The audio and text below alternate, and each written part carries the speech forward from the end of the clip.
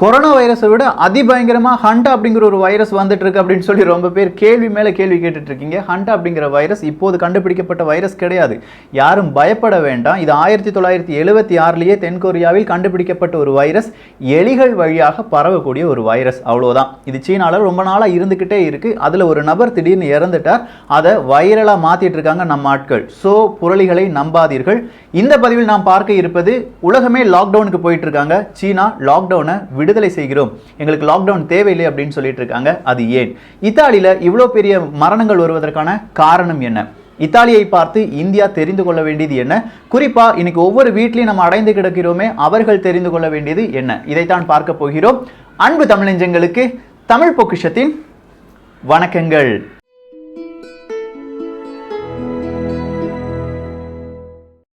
Honda அப்படிங்கிற virus ஒரு மனிதன் இன்னொரு மனிதனுக்கு பரப்ப முடியாது. அது எலிகள் வழியாகத்தான் பரவ வேண்டும்.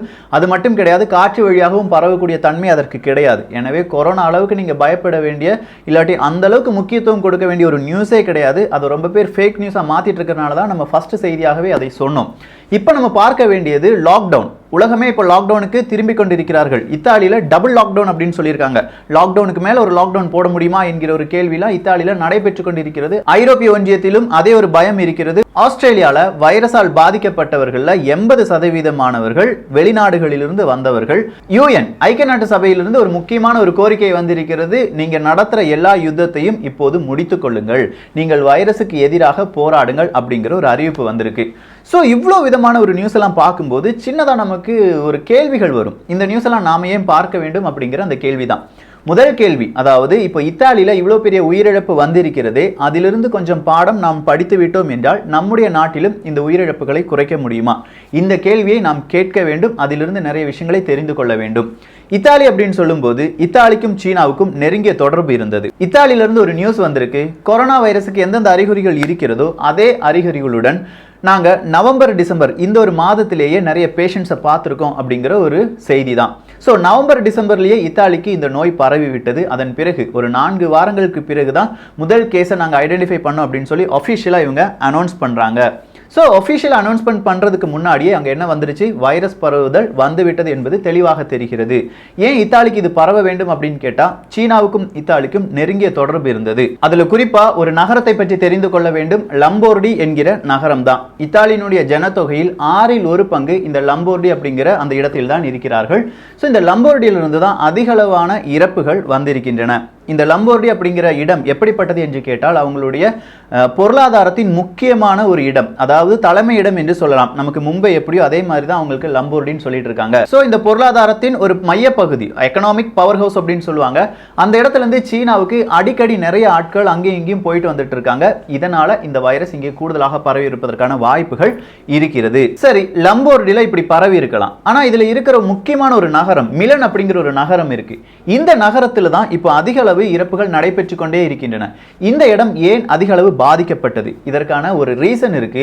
இத்தாலியில வைரஸ் பாதிப்பு வந்துருச்சு அப்படின்னு சொன்ன உடனே மிலன் ஒரு பொருளாதாரத்தின் முக்கியமான இடத்தின் முக்கியமான நகரம். அந்த இடத்துல இருந்து ஒரு hashtag Milan does not stop அப்படிங்கிற ஒரு ஹேஷ்டாக் ரொம்ப பெரிய அளவில் பேசப்பட்டது. எக்காரணம் கொண்டு மிலன் என்பது பூட்டப்படாது, நாங்கள் தொடர்ந்து இயங்கிக் கொண்டே இருப்போம் அப்படின்னு சொல்ற ஒரு விதமான ஹேஷ்டாக் தான். ஸோ இதன் வழியாக மக்கள் என்ன நினைத்தார்கள்? ஓகே, வெளியில போனாலும் பிரச்சனை வராது அப்படின்னு சொல்லி நினைத்தார்கள். இதனால் அதிக அளவு அங்கே பாதிப்பு வந்தது. ஜனவரி மாதம் இத்தாலியினுடைய பிரதமர் சொல்றாங்க, இத்தாலி நாடு எல்லாத்துக்குமே ரொம்ப தயாராக இருந்து கொண்டிருக்கிறது. ஏன்னா எங்களுக்கும் சீனாவுக்கும் ரொம்ப பெரிய உறவுகள் இருக்கு. ஸோ நாங்க தயார் நிலையில் இருக்கிறோம் அப்படின்னு சொன்ன பிரதமர், அவர்களுடைய சில விதமான அலட்சியம் தான் இந்த அளவுக்கு இத்தாலியில் பரவுவதற்கான வாய்ப்புகள் என்று பலரும் சொல்லிக் கொண்டிருக்கிறார்கள். ஸோ உங்களுக்கு இப்போ ஒரு விஷயம் புரிஞ்சிருக்கும். அப்படின்னா டெத் அதிகமாக இருந்ததற்கான காரணம் என்ன அப்படின்னு கேட்டீங்கன்னா, இந்த இடத்துல இத்தாலியில இப்போதைக்கு 6000 நபர்கள் இறந்ததாக சொல்கிறார்கள். இந்த 6000 நபர்களில் 85% 60 வயதிற்கும் மேற்பட்டவர்கள். ஸோ இத்தாலியில் நிறைய பேர் வயதானவர்கள். குறிப்பாக உலகத்தில் அதிக வயதானவர்கள் வாழும் இடம் இத்தாலி தான், ஜப்பானுக்கு பிறகு. ஆனால் இந்த ஜப்பானுக்கு பிறகு அப்படின்னு சொல்லும்போது ஜப்பானுக்கும் இத்தாலிக்கும் இடையே ஒரு மிக முக்கியமான கலாச்சார வேறுபாடு இருக்கிறது. ஜப்பானில் முதியவர்கள் தனியாகவே இருப்பார்கள். இத்தாலியில் முதியவர்கள் அவர்களுடைய பேர குழந்தைகள் இல்லாட்டி குடும்பம் கூட கொஞ்சமாக உறவு வைத்துக் கொள்வார்கள். ஸோ பேர குழந்தைகளுக்கு பரவியது இல்லாட்டி இளைஞர்களுக்கு பரவியது சீக்கிரமாக யாருக்கு பரவ ஆரம்பிச்சிருச்சு? முதியவர்களுக்கு பரவ ஆரம்பித்து விட்டது. இதன் காரணமாகத்தான் அங்க இருக்கிற முதியவர்கள் அதிக அளவு இறக்க ஆரம்பித்தார்கள். அடுத்ததா வேறொரு இந்த இவ்வளோ நாள் நடந்த விஷயத்தை வச்சு மருத்துவர்கள் கொஞ்சமா ஒரு ரிப்போர்ட் தயாரிக்கும் போதுதான் தெரியுது, இறந்த மனிதர்களில் பலருக்கும் ஒரு விதமான நோய் தொற்று இருந்திருக்கிறது. அதாவது அவங்களுக்கு ப்ரீடிஃபைண்டா கொஞ்சம் நோய்கள் இருந்திருக்கு. ஸோ ரொம்பவே வீக்கானவர்கள் தான் அங்கே இருந்திருக்கிறார்கள் அப்படிங்கிறத தெளிவா பார்த்துட்டோம். இந்த இடத்துல வேறொரு ட்விஸ்ட் இருக்குங்க. ஜெர்மனியிலும் அவங்களுடைய ஜனத்தொகையில் 21% முதியவர்கள் தான் இருக்கிறார்கள். ஆனா இந்த கொரோனா வைரஸ் தாக்குதல் காரணமாக குறைவான உயிரிழப்பை பதிவு செய்த நாடும் ஜெர்மனி தான். அதற்கான அந்த காரணம் என்ன என்பதை இதுவரையிலும் விஞ்ஞானிகளால் எதுவுமே உறுதிப்படுத்த முடியவில்லை. ஸோ அடுத்ததான் நம்ம இப்போ சைனா பக்கம் வந்தோம்னா, சைனா நாங்கள் லாக்டவுன் இல்லை, எங்களுடைய 11 மாகாணத்துக்கு நாங்கள் என்ன கொடுத்துட்டோம், பயண கட்டுப்பாடு எல்லாத்தையுமே தளர்த்தி விட்டோம் என்று சொல்கிறார்கள். ஆனால் சீனாவை பல விஞ்ஞானிகளும் ரொம்ப பெரிய அளவில் எச்சரிக்கிறார்கள். உங்களுடைய நாட்டில் செகண்ட் வேவ் என்பது வரும், இரண்டாவது அலை வீசும் என்று சொல்கிறார்கள். ஸோ இந்த செகண்ட் வேவ்னா என்ன? இந்த செகண்ட் வேவ் அப்படின்னு சொல்றது, இப்போ கொரோனா வைரஸ் அவங்க நாட்டில இருந்து கொஞ்சமா அப்புறப்படுத்திட்டாங்க. இன்றைக்கு தேதியை நீங்க எடுத்து பார்த்தீங்கன்னா சுமார் 78 நபர்களுக்கு புதிதாக கொரோனா வைரஸ் பாதிப்பு வந்ததாக சொல்கிறார்கள். சோ இந்த 78 நபர்களில் 74 நபர்கள் வெளிநாட்டிலிருந்து சீனாவுக்கு வந்தவர்கள். உங்களுக்கு இந்த ஸ்டேஜ் 1, ஸ்டேஜ் 2, ஸ்டேஜ் 3 எல்லாம் தெரியும். ஸ்டேஜ் 1 அப்படிங்கிறது வெளிநாடுகளில் இருக்கும் நபர்கள் இந்தியாவுக்கு வரும்போது அவர்கள் வழியாக இல்லாட்டி அவர்களுக்கு இந்த நோய் பாதிப்பு இருக்கும், அதுதான் ஸ்டேஜ் 1. ஸ்டேஜ் 2 அப்படின்னு சொல்லும்போது அந்த வந்த மனிதர்களால் பிற மனிதர்களுக்கு இந்த நோய் பரப்பப்படும், அது ஸ்டேஜ் 2. ஸ்டேஜ் 3 அப்படின்னு சொல்லும்போது பரப்பப்பட்ட மனிதர்களால் மறுபடி சமூகம் சார்ந்து நம்ம கொஞ்சமா பேசும்போது, திருமண நிகழ்வுக்கு போகும்போது இப்படி பரவக்கூடியது தான் ஸ்டேஜ் 3 அப்படின்னு சொல்லுவோம். சீனா இந்த ஸ்டேஜ் 3, ஸ்டேஜ் 4 இதெல்லாமே முடித்து நாங்கள் கொரோனாலிருந்து கொஞ்சமாக தப்பித்து விட்டோம் அப்படின்னு சொல்லி கொண்டிருக்கும் ஒரு நாடு. அடுத்ததா மறுபடியும் ஸ்டேஜ் 1 அவங்களுடைய நாட்டில் கொஞ்சமாக தென்படுகிறது. ஸோ இது செகண்ட் வேவ். செகண்ட் வேவ் அப்படின்னு சொல்லும்போது முதல் வேவை விட, முதல்ல பரவன அந்த வைரஸின் தாக்கத்தை விட அதிக அளவு இருக்கும். ஏன்னா நிறைய அளவில் இந்த வைரஸுக்கான மியூட்டேஷன் நடந்திருப்பதற்கான வாய்ப்புகள் இருக்கிறது. ஏப்ரல் 8ஆம் தேதி உகான் என்கிற மாகாணத்தில் எல்லா விதமான தொழிற்சாலைகள் எல்லாமே இயங்கும். அதற்கு முன்பாக பல மாகாணங்கள் அவர்களுடைய தொழிற்சாலைகளை தொடங்கிவிட்டார்கள் என்று சொல்கிறார்கள். ஸோ 74 நபர்களுக்கு புதிதாக ஸ்டேஜ் 1 வைரஸ் தாக்குதல் இருப்பதையும் கண்டுபிடித்திருக்கிறார்கள். இவங்க மறுபடியும் இப்போ இயங்கி கொண்டிருக்கும், இல்லாட்டி மறுபடியும் இந்த தொழிற்சாலைகள் எல்லாமே இயங்கும் போது இந்த வைரஸ் பரவுதல் மறுபடியும் அடுத்த கட்டத்தை எட்டுமோ என்கிற ஒரு அச்சம் உலக விஞ்ஞானிகளால் வைக்கப்படுகிறது. அதே நேரத்தில் வேறொரு கேள்வியும் வைக்கப்படுகிறது. சீனாவுக்கு ஆல்ரெடி மருந்து கிடைச்சிருச்சு, மாற்று மருந்து கண்டுபிடித்து விட்டார்களா? எப்படி இவர்களுக்கு இவ்வளவு பெரிய தைரியம்? ஏன்னா உலகமே லாக்டவுன் பண்ணும்போது எங்க நாட்டில் நாங்கள் உற்பத்தியை தொடங்க போறோம் அப்படின்னு சொல்றாங்களே, இதற்கு பின்னால் வேறு ஏதாவது மர்மங்கள் இருக்குமா? இந்த விதத்தில் கேள்விகளும் சர்ச்சைகளும் ஓடிக்கொண்டுதான் இருக்கிறது. அதை பற்றி தமிழ் பொக்கிஷத்தில் வேறொரு பதிவாக பார்க்கலாம். அடுத்ததா இந்தியாவை நம்ம பார்த்தோம்னா, இந்த நோய் தாக்குதல் வழியாக இதுவரையிலும் இறந்திருக்கும் நபர்கள் 10. அதுல ஒரு நபருக்கு தான் 40 வயது, வேறொரு நபருக்கு 55 வயது, மீதம் இருக்கும் 8 நபர்களும் கிட்டத்தட்ட 60 வயதிற்கு மேற்பட்ட முதியவர்கள். சோ இவங்க தான் இந்தியாவில் இந்த அளவுக்கு பாதிச்சிட்டு இருக்காங்க.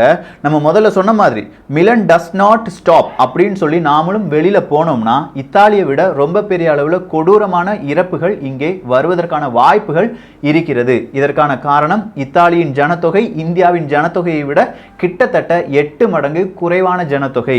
சோ நம்ம ரொம்ப டைட்டா வாழ்ந்துட்டு இருக்கோம். ரொம்ப பெரிய மனிதர்கள் இந்தியாவில் இருக்கிறார்கள். அவர்கள் வழியாக இந்த நோய் தொற்று பரவ ஆரம்பித்தது என்றால் நிச்சயம் அது ஒரு பேரிழப்பாக இருக்கும் என்பது எல்லோருடைய கருத்து கணிப்பாக இருக்கிறது. இந்தியாவை அதனால தான் எல்லாருமே வார்ன் பண்ணிட்டு இருக்காங்க. சரி, இந்த இடத்துல அடுத்ததா வேறொரு கேள்வி. ஐக்கிய நாட்டு சபை எல்லா யுத்தத்தையும் நிறுத்துங்கள், நீங்கள் எல்லோரும் சேர்ந்து இந்த வைரஸுக்கு எதிராக போராட வேண்டும் அப்படிங்கிற ஒரு கோரிக்கையை வைத்திருக்கிறார்கள். ஆனா இதே ஐநா சபை கியூபா விஷயத்துல, வெனிசுலா விஷயத்துல, ஈரான் விஷயத்துல ரொம்ப பெரிய அளவுல இந்த உலகத்துக்கே தெரியாத அளவுக்கு அவங்களை அப்புறப்படுத்துகிறார்கள். அதற்கான விவரம் என்ன என்பதை தான் வரப்போகின்ற பதிவில் பார்க்க போகிறோம். நிச்சயம் அடுத்த பதிவு IMF vs Venezuela and Iran என்பதாகத்தான் இருக்க போகிறது. தமிழ் பொக்கிஷத்துல வேறொரு பதிவும் வரும். சயின்ஸ், கொஞ்சம் விதமான அறிவியல் பேசும் நபர்கள், நண்பர்கள், அவங்க கொரோனா வைரஸை பற்றி என்ன சொல்லியிருக்காங்க, நம்ம எந்த அளவுக்கு கொஞ்சம் சேஃபாக இருக்க வேண்டும் என்பதைத்தான். அஜெண்டா 21 அப்படிங்கிறத பற்றி பேசின தமிழ் பொக்கிஷத்தில் அறிவியலாளர்கள் வந்து பேசும்போது கொஞ்சம் வேடிக்கையாக இல்லாட்டி எதிராக இருக்கும் அப்படிங்கிற ஒரு கருத்தை நீங்கள் முன்வைக்கலாம். ஆனால் அதையும் மீறி இப்போது மனித குலத்திற்கு என்ன தேவை என்பதை அறிவியலும் கொஞ்சம் சொல்கிறது, கான்ஸ்பிரசி அப்படின்னு சொல்ற சில விஷயங்களும் சொல்கிறது. இது இரண்டையும் சரிவர தெரிந்து கொண்டால் மட்டும்தான் நமக்கு எதிராக இந்த உலகில் என்னென்ன நடைபெற்று கொண்டிருக்கிறது என்பதை உணர்ந்து கொள்ள முடியும். அதிலிருந்து எப்படி தப்பிக்க முடியும் என்பதையும் நம்மால் உணர்ந்து கொள்ள முடியும். சோ நாளைய பதிவில் அதுவும் ஒரு பதிவாக இருக்க போகிறது.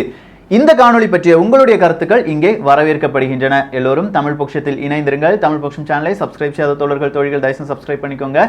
நல்லதை பகிர்ந்து நல்ல சமுதாயத்தை உருவாக்குவோம். நன்றி, வணக்கம்.